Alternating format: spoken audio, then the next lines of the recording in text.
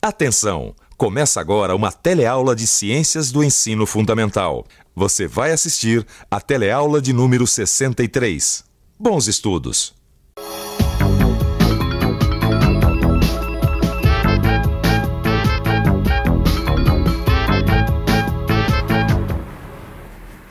Oi. Deixa eu ver R$10 de gasolina, por favor. Como você sabe, a gasolina é um dos combustíveis que fazem o automóvel andar. Tanto a gasolina quanto o álcool e o diesel são as fontes de energia necessárias para fazer um carro se movimentar. E é assim, abastecendo o meu carro, que eu consigo fazer com que ele se movimente.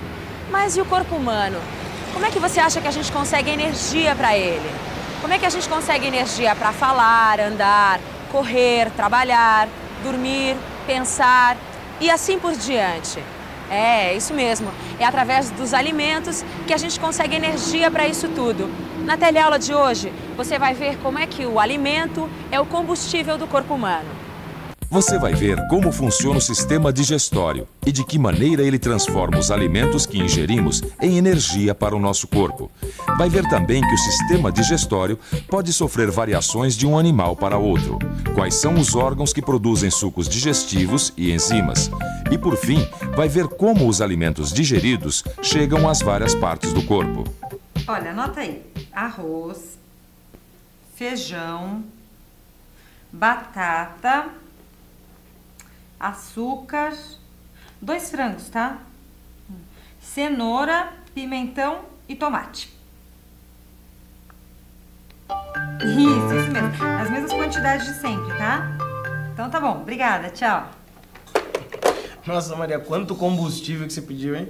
Combustível? Você tá louco, Lineu? Isso aqui é uma lista de alimentos. Então, os alimentos são pra gente como os combustíveis são pras máquinas. Não que a gente seja uma máquina, né? Que a gente é muito melhor que uma máquina. Porque a gente tem emoções, a gente tem sensações, a gente consegue soluções para os problemas novos que aparecem. Mas, de qualquer forma, a gente precisa retirar a energia de um combustível pra gente poder funcionar. Ah, tá, agora eu entendi, né? Então, como a gasolina, o álcool e o óleo diesel são combustíveis para os veículos, os alimentos, né? Arroz, feijão, carne, açúcar, são combustíveis pra gente. Essa história de que o alimento é nosso combustível, a gente já teve a oportunidade de ver em outra teleaula, você se lembra? Naquela ocasião, a gente viu que o oxigênio que existe no ar penetra no nosso corpo através do aparelho respiratório e que, ao se encontrar com os alimentos, ele libera energia. Mas não é só a energia que o oxigênio fornece para a gente, não. Ele também fornece materiais para a construção e manutenção do corpo. Tudo que ingerimos se transforma em outras substâncias que irão se incorporar ao nosso organismo ou liberarão energia para as nossas atividades diárias. Mas e o que não é aproveitado pelo nosso organismo? Bom, aquilo que não é aproveitado é eliminado. Mas não é o que é eliminado que interessa pra gente agora, não. Pra gente interessa o que é aproveitado do alimento pelo nosso organismo. Mas o que será que é aproveitado, hein? Cada alimento que a gente ingere tem substâncias que vão exercer diferentes funções no nosso corpo. E é através dessas funções que a gente classifica os alimentos. Os açúcares, por exemplo, nos fornecem energia. Já as proteínas fornecem materiais para a construção do corpo. As gorduras também fornecem energia e materiais para a construção do corpo. As vitaminas e os sais minerais auxiliam o crescimento, a manutenção e participam de várias funções vitais. E por fim, a gente também tem a água, que constitui a maior parte do nosso corpo. Mas onde é que a gente acha essas substâncias? Os açúcares, as proteínas, as gorduras, as vitaminas e os sais minerais? Proteína a gente encontra em todos os derivados animais, como por exemplo a carne de boi, de frango, de peixe e de outros animais, assim como nos ovos e no leite, e em muitos vegetais também, como feijão, amendoim, ervilhas, castanhas, etc. Açúcares são encontrados nas massas, pães, doces, frutas e cereais. Já os óleos, a manteiga e a castanha, por exemplo, são alimentos ricos em gordura. Mas atenção, quase nenhum alimento possui apenas um tipo dessas substâncias. Muito pelo contrário. O mais comum é um alimento possuir mais de uma substância. É o caso do feijão, por exemplo. Esse alimento possui sais minerais, proteínas, açúcar e água. Tá, mas como é que o organismo absorve os sais minerais, as proteínas, o açúcar e a água do feijão? É através da digestão, né? É, através da digestão. Porque os alimentos, eles têm que ser modificados, quer dizer, eles têm que sofrer transformações para que o organismo possa se aproveitar das substâncias. Sim. Se modificar e principalmente diminuir de tamanho, né? Não, porque se o alimento ficar com um tamanho muito pequeno, não tem como o organismo absorver, né? É difícil. Sim. E essa transformação dos alimentos já começa na própria boca, né? Mas só a mastigação não resolve, viu, Maria? Além da mastigação, os alimentos têm que ser transformados em pedaços cada vez menores, porque senão as substâncias não conseguem passar para o sangue para serem transportadas para todo o organismo, onde essas substâncias vão ser aproveitadas. Deixa eu ver se eu entendi.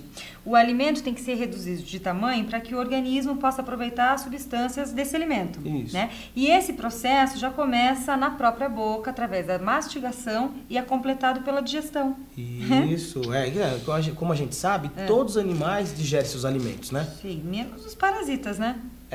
Tirando os parasitas, todos os animais, desde o micro-organismo até um elefante, todos digerem os alimentos. Mas a digestão de um micro-organismo e um elefante é muito diferente, né? No micro-organismo a digestão é bem mais simples, né? Quer dizer, o nutriente atravessa, né? Entra no corpo do micro-organismo, a digestão acontece lá dentro, né? Por substâncias que são produzidas pelo próprio animal.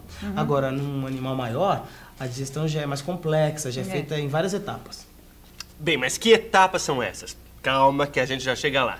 Para que os alimentos possam ser transformados em partículas menores, é necessário que eles fiquem algumas horas no nosso organismo e que caminhem lentamente até serem absorvidos. O sistema digestório é um conjunto de órgãos que tem um longo trajeto por onde passam os alimentos. Ao longo do sistema digestório, existem vários órgãos que auxiliam o processo de digestão, como o fígado e o pâncreas. Apesar desse sistema digestório que a gente acabou de ver ser o mais comum entre os animais, ele não é o único. Existem algumas variações. E essas variações têm a ver com o hábito alimentar de cada animal, com seu tipo de alimentação. Os animais que comem vegetais, como a vaca, por exemplo, apresentam algumas variações no seu sistema digestório. O estômago desses ruminantes, desses animais que só se alimentam de vegetais, é bem mais complexo que o nosso. Veja que ele tem vários compartimentos. Num deles, existem micro-organismos que têm como função digerir a celulose dos vegetais. É por isso que os ruminantes aproveitam, e muito, a celulose das plantas que comem. Veja agora a comparação entre o sistema digestório dos homens e dos peixes. Os peixes não possuem intestinos tão longos, mas possuem secos. A função dos secos é aumentar a superfície de contato com os alimentos. Já o sistema digestório de uma ave tem duas estruturas para o amolecimento e trituração dos alimentos, o papo e a moela. Observe agora como é o intestino humano, longo e todo dobrado. Já a parte interna do intestino é dobrada e enrugada para aumentar a superfície.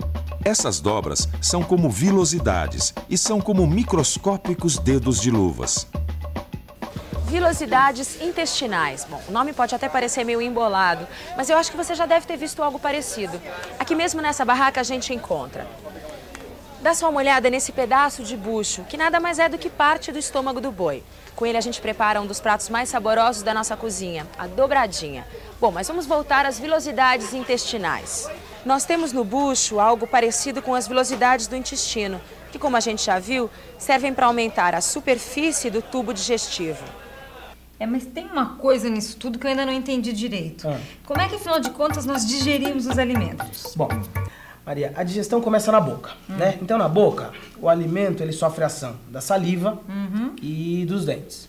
A saliva serve para amolecer os alimentos e os dentes servem para triturar os alimentos. Sei, a saliva vem da onde? Das glândulas salivares. Então, a saliva ela é feita de água e de enzimas que começam a digestão dos açúcares. Enzimas?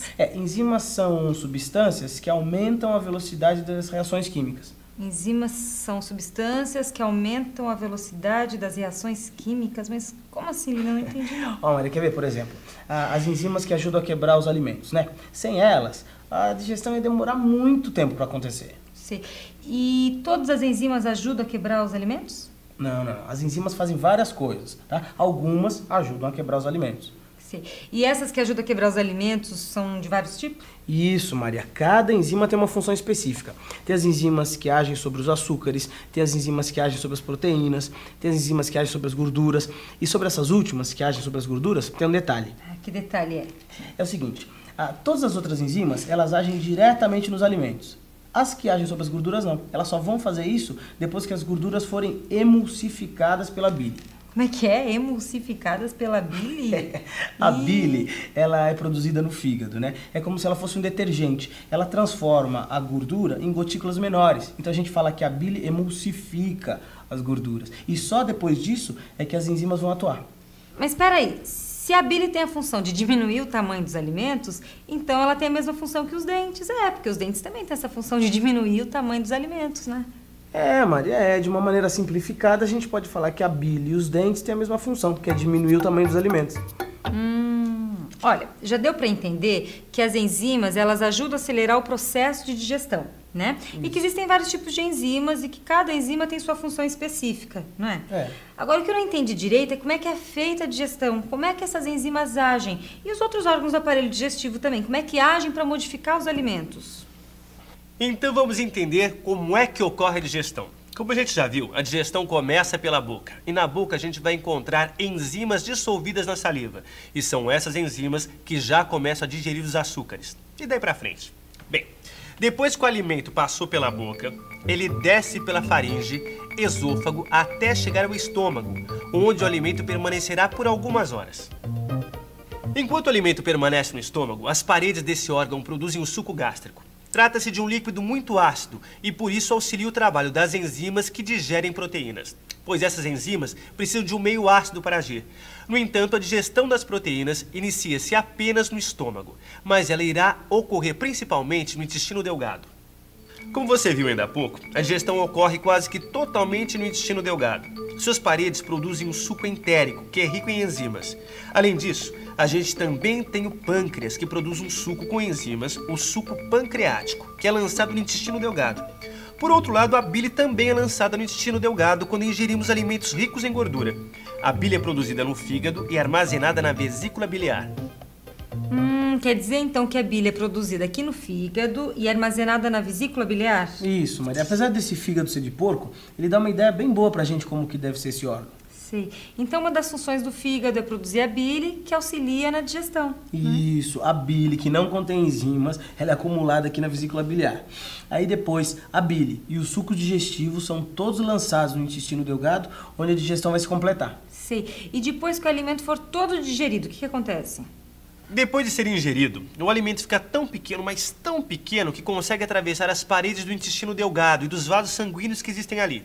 É através desses vasos que o alimento consegue chegar a todas as partes do nosso organismo. Observe como o intestino delgado é rico em vasos sanguíneos. E é através desses vasos que o alimento digerido consegue ser distribuído para o corpo todo. Ô, Lineu, e o resto dos alimentos, hein? É porque, pelo que me parece, o nosso organismo não absorve tudo que nós comemos, né? Não, Maria, é justamente aí que entra o intestino grosso, porque é justamente nesse órgão que ocorre a reabsorção da água que ainda existe no resto dos alimentos, e é quando se formam as fezes, que nada mais são do que restos alimentares que não foram absorvidos. E agora sim o ciclo está completo, né? E para digerir melhor todos esses novos conhecimentos, que tal uma revisão? E atenção, se liga aí que é a hora da revisão. Na teleaula de hoje, você viu como é o sistema digestório e de que maneira ele transforma os alimentos que digerimos em energia para o nosso corpo. Viu também que o sistema digestório pode sofrer variações de um animal para outro. Vimos quais são os órgãos que produzem sucos digestivos e enzimas. E, por fim, vimos como os alimentos digeridos chegam às várias partes do corpo. E aí, deu para entender como é que o nosso corpo consegue transformar alimentos em energia e nutrientes? Se ficou alguma dúvida, não deixe para depois, hein? Estude, consulte o seu livro de estudos, faça os exercícios. Só você é capaz mesmo de digerir todos esses novos conhecimentos. Combinado? Então até a próxima teleaula.